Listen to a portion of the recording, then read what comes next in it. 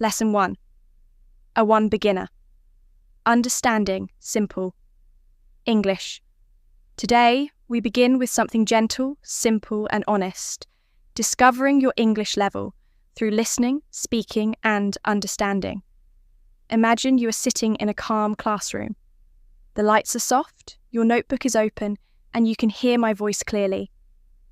I'm your English teacher, Tom, and together we'll move through 5 real English levels, from a 1 beginner to C2 mastery, step by step, naturally and beautifully.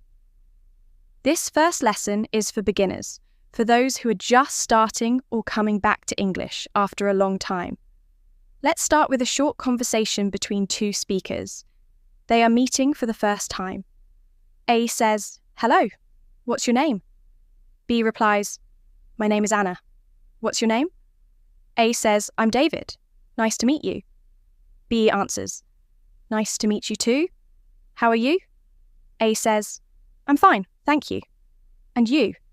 B smiles and says, "I'm good, thanks." This simple exchange may seem small, but it contains the foundation of real communication.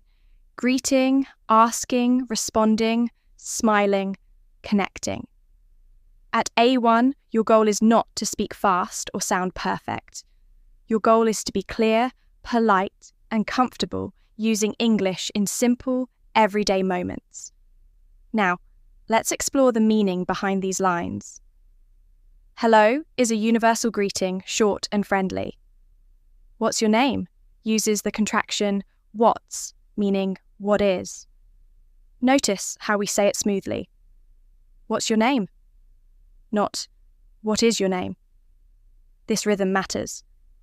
Then, nice to meet you is a polite phrase you say the first time you meet someone. It's not just words, it's kindness. And when we say, "I'm fine, thank you," and you, it's a gentle way of returning the question, showing respect and warmth. Now, let's practice repetition. Repeat slowly and clearly. Hello, what's your name? My name is Anna. Nice to meet you. Nice to meet you too. How are you? I'm fine, thank you. I'm good, thanks. Speak these lines softly but with energy. Each time you repeat them, they sound more natural, more yours. Next, let's test your listening skills. I'll say 1 sentence and you think of what it means. I'm fine, thank you. And you? That sentence is polite and used to respond when someone asks how you are. If you understood that, you're already communicating in English. Another one. Nice to meet you. That means you're happy to meet the person. You see, small steps already mean progress. Now, a short confidence talk. If you're at this level, never feel embarrassed. You are not behind.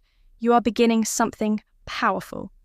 Every fluent speaker in the world once said, "Hello," for the first time. You are walking the same path. Each word you speak carries courage. Lesson 2, A2, elementary, expanding daily conversation.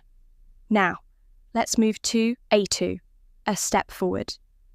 This level is about confidence with daily routines and real-life situations. You already know greetings.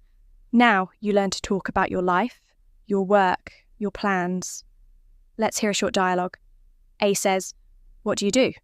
B replies, "I work in a shop." A says, "Oh, that's nice. Do you like your job?" B smiles. "Yes, I do. I like helping customers." A asks, "What time do you start work?" B says, "I start at 9 and finish at 5. A responds, "That's a long day." B laughs, "Yes, but I enjoy it." At this level, you begin to use verbs naturally.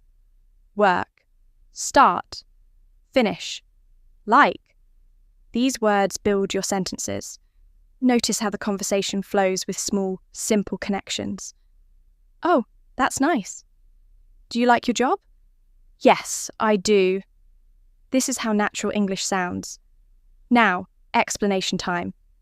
In English, we use the present simple tense for habits and daily routines. I work. I start. I finish. The verb doesn't change unless the subject is he or she. For example, he works. She starts. That little S at the end shows third person. Pronunciation tip. When you say works, make sure you pronounce the final SC sound gently. Not work, but works. Let's repeat together slowly. I work in a shop. Do you like your job? Yes, I do. I start at 9. I finish at 5. It's a long day. I enjoy it. Repetition makes rhythm, and rhythm makes confidence. Now, a short listening test. Listen carefully. I like helping customers. What does it mean? It means I enjoy assisting people in the shop. One more. I start at 9. That means my job begins at 9 o'clock. When you can understand these lines naturally, you are thinking in English. Now, a little confidence talk. If you're here at A2, your progress is visible. You are not just learning words. You are communicating. You can describe your world, your work, your habits. You are beginning to live in English, not just study it. Be proud of yourself. You are on the right track. Lesson 3. B1. Intermediate. Real conversations and feelings. At B1, the air feels lighter.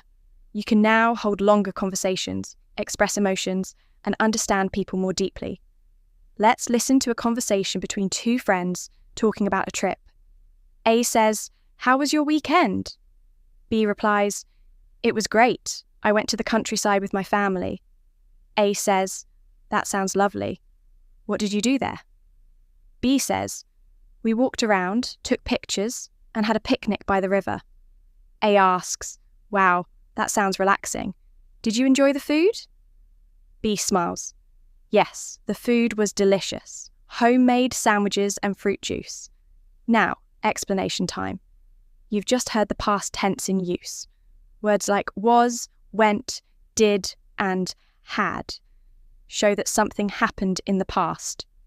In English, when we talk about things that already happened, we switch the verb form. Go becomes went. Do becomes did. Have becomes had. Let's repeat together. It was great. I went to the countryside. We had a picnic. The food was delicious. These are sentences full of real-life colour. Each line helps you share experiences, memories, and feelings. The language of connection. Now, your mini listening test. Listen carefully. We took pictures by the river? What does it mean? It means we used a camera or phone to capture photos beside the river. The food was delicious. That means it tasted very good. You are now understanding emotional English. English that speaks through memory. Confidence talk time. When you reach B1, you begin to feel proud and frustrated at the same time. You can say a lot, but not everything. That's normal. Don't let perfection stop you. Every time you speak, you are building freedom. Mistakes are not signs of weakness. They are signs of learning. Lesson 4. B2. Upper, intermediate. Thinking in English. Now we step into B2, the level where English becomes part of your daily thoughts. You can watch movies, talk about your opinions, and even explain ideas clearly. Let's listen to a natural conversation between two colleagues discussing a project. A says, "Did you finish the report?" B replies, "Almost. I just need to check a few details." A says, "Great. We have to present it tomorrow." B says, "I know. I'm a bit nervous, but I think it'll go well." A smiles. "Don't worry. You've done a good job." Now, explanation time. Notice the use of tenses. Did you finish? Past simple question. I need to check. Present need. We have to present it tomorrow. Future plan. B2 speakers switch between past, present, and future easily. This flexibility is what makes you sound fluent. Now, let's repeat key lines. Did you finish the report? I just need to check a few details. We have to present it tomorrow. I'm nervous, but it'll go well. You've done a good job. Practice these slowly, Imagining a real conversation at work. Listening test. I'm a bit nervous. What does that mean? It means I feel a little anxious or unsure. You've done a good job. That means your work is great. If you understood that naturally, your comprehension is high. Confidence talk. B2 is where people start saying, wow, your English is really good. But remember, this is not the end. It's the bridge to mastery. Keep practicing, reading, and shadowing. Speak English, not only to pass a test, but to connect with people, to express your mind. Lesson 5, C1 to C2.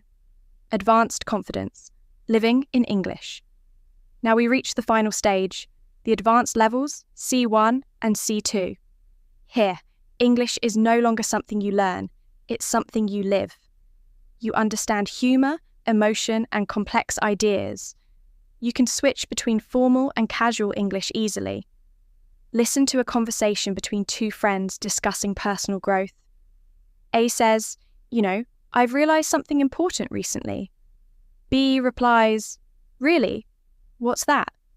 A says, I used to think success was about being perfect, but now I believe it's about progress and peace of mind. B nods. That's true. I think being kind to yourself is also a kind of success. A says, exactly.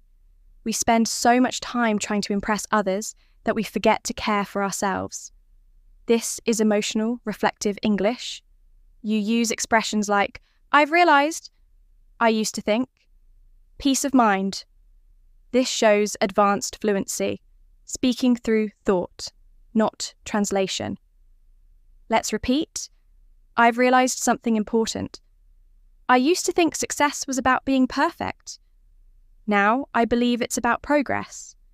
Being kind to yourself is success too. We forget to care for ourselves. Listening test. I used to think success was about being perfect. What does it mean? It means I believed that before, but not anymore. I've realised something important. That means I've understood something deeply. You're no longer learning English. You are expressing your truth. Confidence talk.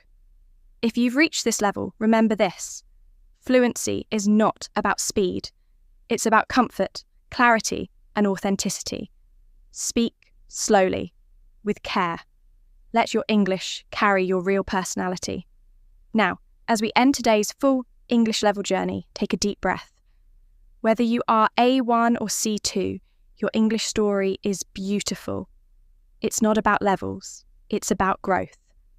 Every time you speak, you're crossing another bridge. Every word you learn becomes a light that stays with you forever. So keep listening, keep speaking, and keep believing in yourself. You are doing better than you think. Listen again tomorrow and speak out loud. Your English will start to feel natural. This is English Practice Beginners. I'm Tom. Keep listening, keep speaking, and keep believing in yourself. Bye for now.